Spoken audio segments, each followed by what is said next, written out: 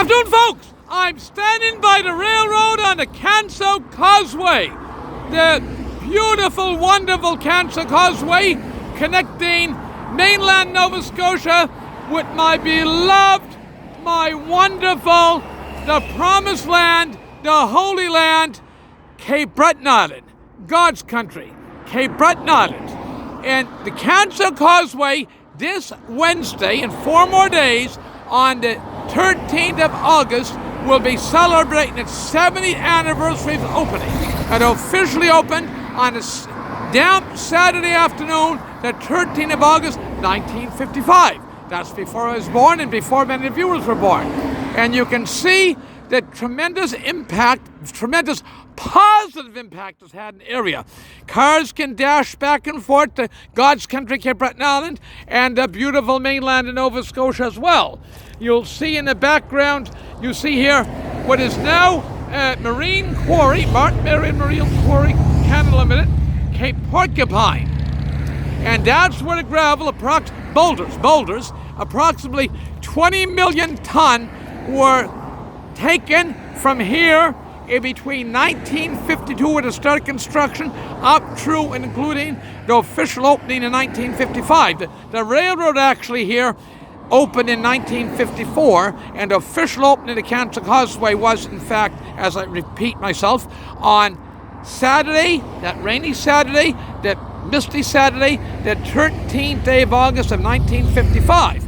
Now, you see off in the yonder, you'll see the blessed, wonderful Port Hawkesbury paper ink. The pulp mill, as people called it. Nova Scotia pulp brought here by the saintly store of Copperberg in 1961-62. If it wasn't for the paper industry, we'd have no economy, literally.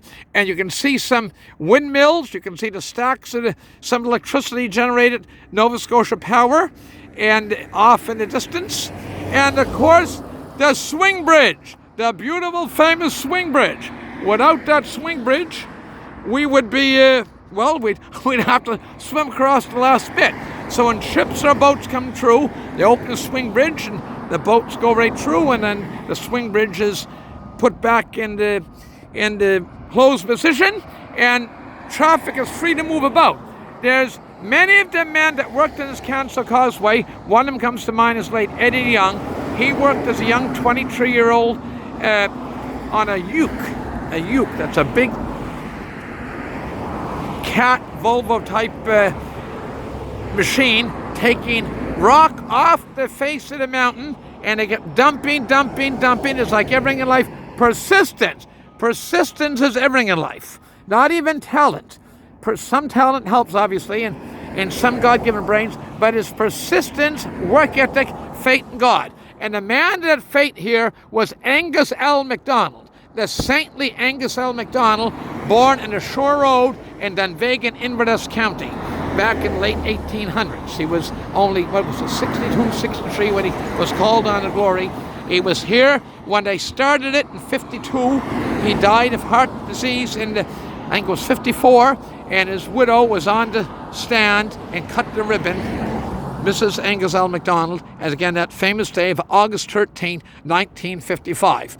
And they take, and the ferry boat no longer exists at Mulgrave, plying the straits from Port Mulgrave over to Point Tuppa, or Port Hawkesbury for the car ferry. But change happens. Life has change in it, and as all of us must adapt as change happens.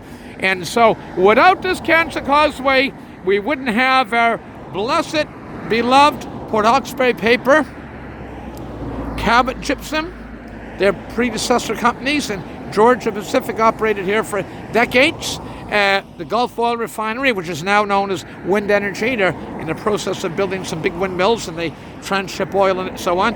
It opened up the whole strait.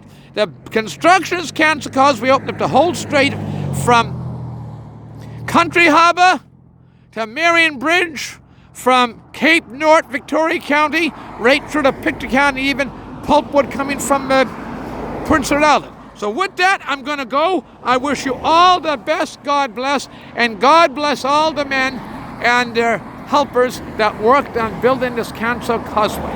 All the best, God bless, and God bless our beloved, beautiful Cape Breton Island. Finest people this side of heaven, bar none. Thank you.